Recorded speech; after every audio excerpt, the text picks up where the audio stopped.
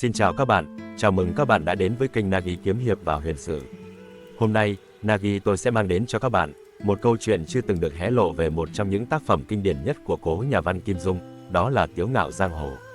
Tác phẩm mà bao người yêu thích không chỉ bởi những màn giao đấu nảy lửa giữa chính và tà, mà còn bởi những âm mưu đầy phức tạp, những cuộc tình sâu sắc và sự đấu tranh cho tự do của chính bản thân các nhân vật. Nhưng, bạn có bao giờ tự hỏi, phía sau những trang tiểu thuyết ấy còn ẩn giấu điều gì? Liệu có những câu chuyện bí mật mà Kim Dung chưa kịp kể? Hãy cùng tôi khám phá sâu hơn về những bí mật chưa từng được tiết lộ, về những nhân vật mà chúng ta tưởng đã hiểu rõ nhưng thật ra lại có nhiều điều bất ngờ hơn ta nghĩ. Đây chính là Tiếu Ngạo Giang Hồ, chuyện chưa kể. Nội dung chính tiểu thuyết Tiếu Ngạo Giang Hồ. Tiếu Ngạo Giang Hồ là một trong những bộ tiểu thuyết kiếm hiệp được yêu thích nhất của cố nhà văn Kim Dung, lần đầu tiên ra mắt độc giả qua Minh Báo vào ngày 20 tháng 4 năm 1967 đến ngày 12 tháng 10 năm 1969. Và từ đó, câu chuyện này trở thành một siêu phẩm võ hiệp, với những âm mưu, phản bội và tất nhiên, không thiếu những trận chiến.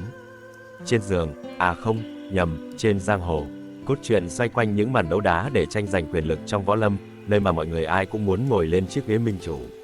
Đúng như cái tên, Tiếu Ngạo Giang Hồ, nghe thì có vẻ là chuyện cười vui vẻ trên giang hồ, nhưng thực ra, các nhân vật chính thì toàn dối trá và bội phản nhau như trò chơi ghế nóng mà ai cũng phải tranh nhau ghế. Nền tảng của các màn đấu đá này chính là bộ bí kíp Tịch Tà Kiếm Pháp do Lâm Viễn Đồ sáng tạo ra. Lâm Viễn Đồ vốn là một nhà sư hiền lành với pháp danh Độ Nguyên Thiền Sư, nhưng do vô tình đọc được một phần bí kíp Quỷ Hoa Bảo Điển, ông quyết định đổi đời. Chuyện là, từ một nhà sư, ông hoàn tục, về lập gia đình và mở phước oai tiêu cục ở Phúc Châu, đúng kiểu vừa buôn bán, vừa luyện võ. Lâm Viễn Đồ nhanh chóng trở thành cao thủ, sáng chế ra Tịch Tà Kiếm Pháp với 72 chiêu thức đáng sợ, khiến bất kỳ cao thủ nào cũng phải xanh mặt. Nhưng có ai ngờ, sau đó, cả giang hồ như phát cuồng với món bí kíp này. Từ những tên tuổi vang danh như Tả Lãnh Thiền, Trưởng môn phái Tung Sơn hay Nhạc Bất Quần của Hoa Sơn, tất cả đều không thể cưỡng lại cám dỗ của Tịch Tà Kiếm Pháp. Chẳng ai bảo ai, ai cũng tìm cách ôm gọn pho kiếm phổ vào lòng, dẫn đến vô số âm mưu tranh đoạt, hứa hẹn nhiều trận đấu nảy lửa. Lâm Viễn Đồ lúc này dưới địa phủ, chắc chỉ lặng lẽ cười khẩy nhìn đám người đấu đá nhau, có lẽ ông thầm nghĩ, các người đúng là đua nhau để rồi tự cung. Vậy đó, bí kíp thì có sức mạnh vô song, nhưng ai muốn học thì phải dẫn đao tự cung, và đó là lý do mọi chuyện về Tịch Tà Kiếm Pháp đều chỉ mới bắt đầu từ đây. Sau vụ thảm án kinh điển tranh giành Tịch Tà Kiếm Phổ khiến gia đình Lâm Bình Chi tan nhà nát cửa, cậu thanh niên Lâm và Nhạc Linh San lại có cú plot twist đầy bất ngờ. Cả hai vô tình phát hiện ra chiếc áo cà sa không phải chỉ để giữ ấm, mà còn là nơi giấu kiếm phổ thần thánh. Tuy nhiên, chẳng ai ngờ, trước khi Lâm Bình Chi kịp phất tay áo để lật cờ, chiếc áo đã bị hai cao thủ phái Tung Sơn tấn công. Đúng là trời tính không bằng người tính. Lúc này, nhân vật Lệnh Hồ Sung xuất hiện, một thanh niên nhiệt huyết, tay cầm kiếm, lòng mang nghĩa khí, bám đuổi hai tên cao thủ này đến cùng. Và rồi, sau một trận đấu kinh thiên động địa, Lệnh Hồ Sung chiến thắng vang dội, nhưng đời vốn không như mơ. Trong cái giây phút vinh quang đó, chàng bị thương nặng, ngất xỉu, và kiếm phổ lại chui tọt vào tay Nhạc Bất Quần. Câu chuyện càng thêm rối rắm khi Nhạc Bất Quần với tài đổ lỗi xuất quỷ nhập thần, quay ngoắt 180 độ, đổ tội cho Lệnh Hồ Sung là kẻ giấu kiếm phổ. Một nước cờ quá cao tay, còn Lâm Bình Chi khi phát hiện ra Nhạc Bất Quần là cao thủ lừa tình, đã âm thầm theo dõi ông ta. Sau khi thấy Nhạc Bất Quần quăng chiếc áo cà sa xuống vực như thể đó chỉ là chiếc áo khoác cũ, Lâm Bình Chi nhanh chóng tóm lấy cơ hội và kiếm phổ. Không nghĩ ngợi nhiều, cậu ta dẫn đao tự cung ngay lập tức để luyện Tịch Tà Kiếm Pháp. Nhưng có ai ngờ, sau khi đã có kiếm pháp trong tay, cậu cưới được Nhạc Linh San mà lại chẳng thèm quan tâm đến nàng. Cứ tưởng sẽ là câu chuyện tình kiếm hiệp lãng mạn, ai dè, Lâm Bình Chi còn tỏ ra lạnh lùng và đối xử tệ với nàng như thể chàng là chuyên gia trong việc phũ phàng. Và đỉnh điểm của bi kịch, chàng Lâm còn âm thầm ghen tức với Lệnh Hồ Sung, cái ghen đầy phẫn nộ của một người đã tự cung nhưng vẫn không thấy mình vô địch nổi.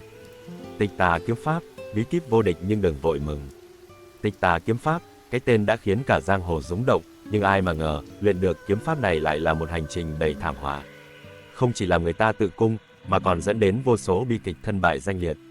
Tả Lãnh Thiền, ngay từ đầu đã được tôn xưng là minh chủ của liên minh Ngũ Nhạc kiếm phái. Ông chàng này, với giấc mộng to lớn muốn thống nhất Ngũ Nhạc, thực sự đã dành cả thanh xuân để dùng mưu gian, kế hiểm nhằm thôn tính dần dần các phái. Nhưng, trong cái kế hoạch hoành tráng ấy, thứ ông thèm muốn nhất vẫn là Tịch Tà Kiếm Pháp. Tả Lãnh Thiền đã cất công cài gián điệp Lao Đức Nặc ở Hoa Sơn phái tận 20 năm để đoạt kiếm phổ từ tay Nhạc Bất Quần. Nhưng trời tính không bằng người tính. Nhạc Bất Quần, một người vốn được mệnh danh là quân tử kiếm, nhưng thật ra lại là một gian hùng tráo trở, đã đánh tráo kiếm phổ thật thành hàng giả, khiến cho Tả Lãnh Thiền luyện sai sách mà không biết gì. Đến đại hội ngũ nhạc kiếm phái, Tả Lãnh Thiền đối mặt với Nhạc Bất Quần thì xui xẻo hết mức. Ông ta bị Nhạc Bất Quần dùng kim châm đâm mù mắt, đúng kiểu đánh bại đối thủ bằng cách không ai ngờ tới. Và mất luôn ngôi vị minh chủ. Vậy là xong, tham vọng lớn hóa thành mù lòa.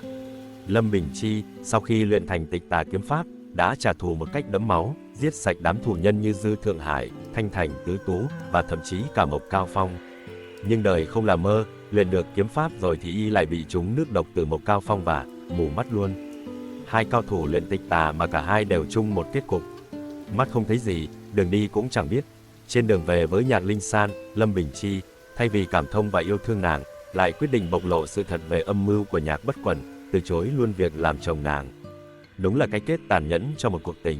Nhưng chưa hết, vì sợ hãi Nhạc Bất Quần, Lâm Bình Chi đã theo chân Lao Đức Nặc đầu quân cho Tả Lãnh Thiền, cả hai cùng chung số phận mù lòa, lại bày âm mưu trả đũa giang hồ.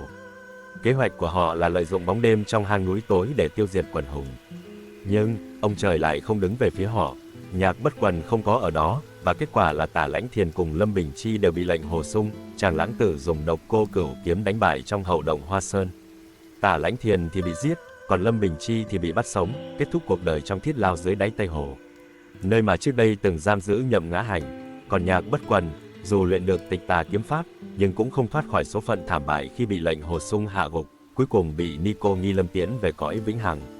Cả giang hồ cứ tưởng luyện Tịch Tà kiếm pháp sẽ thành vô địch thiên hạ, nhưng hóa ra, thứ vô địch thật sự lại là số phận mù lòa. Lâm Bình Chi và Nhạc Bất Quần, hai người luyện thành thục Tịch Tà kiếm pháp, cuối cùng đều bị lệnh Hồ Sung với độc cô cửu kiếm đánh bại dễ dàng. Lệnh Hồ Sung lãng tử kiếm khách, trung tâm của Tiếu Ngạo giang hồ, là lệnh Hồ Sung, chàng đại đệ tử của Nhạc Bất Quần, trưởng môn phái Hoa Sơn. Nhưng đừng tưởng là đại đệ tử thì cuộc đời yên bình nhé. Xuyên suốt câu chuyện, lệnh Hồ Sung phải trải qua hành trình vừa học võ, vừa chứng kiến đủ mọi âm mưu thâm hiểm, tranh quyền đoạt vị trong giang hồ. Cứ như thể cái danh lãng tử của anh chàng này bị giang hồ cố tình lên lịch để không có lúc nào yên thân. Chàng trai lãng tử của chúng ta ban đầu có lẽ chỉ muốn uống rượu, chơi đàn và yêu đương thôi, nhưng trời không chiều lòng người, lệnh Hồ Sung hết bị kéo vào tranh chấp của chính đạo, rồi lại bị cuốn vào âm mưu của tà đạo. Từ đối phó với Nhạc Bất Quần, Tả Lãnh Thiền cho đến cả việc kết thân với giáo chủ Nhậm Ngã Hành, cuộc đời lệnh Hồ Sung đúng là một chuỗi những rắc rối không hồi kết.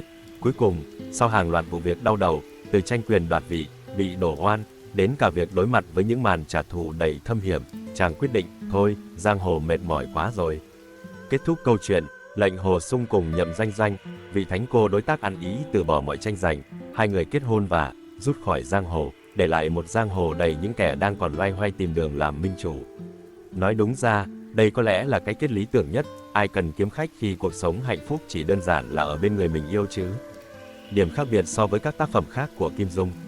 Tiếu Ngạo giang hồ lại có một điểm đặc biệt so với các tác phẩm khác của Kim Dung, không hề chỉ rõ bối cảnh lịch sử.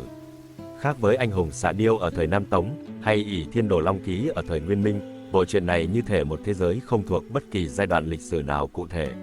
Có lẽ Kim Dung muốn người đọc hiểu rằng, những âm mưu, lòng tham và tranh giành quyền lực chẳng bao giờ thay đổi, dù ở thời đại nào. Cố nhà văn Kim Dung từng bình luận rằng ông cố tình không gắn tác phẩm vào một bối cảnh lịch sử cụ thể là để cho thấy những con người trong truyện của ông đại diện cho muôn hình vạn trạng của các thời đại. Ông mô tả các nhân vật giống như chính khách, những người lãnh đạo quyền lực chứ không chỉ đơn giản là những người đứng đầu võ lâm.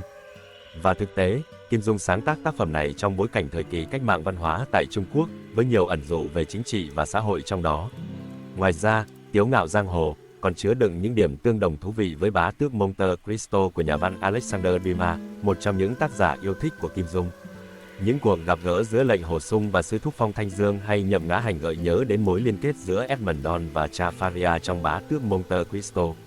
Âm mưu trả thù của Lâm Bình Chi, sự gian trá của Nhạc Bất Quần, và thậm chí cả đám cưới của lệnh Hồ Sung với Nhậm Danh Danh cũng có phần tương đồng với những yếu tố trong tiểu thuyết của Dumas. Trên đây là ý kiến cá nhân về tác phẩm Tiếu Ngạo giang hồ của nhà văn Kim Dung. Các bạn cảm thấy thế nào? Theo các bạn, có còn bí ẩn nào chưa được nhắc đến hay không? Nếu có ý kiến đóng góp, các bạn vui lòng ghi dưới phần comment để chúng ta cùng nhau bàn luận về câu chuyện này.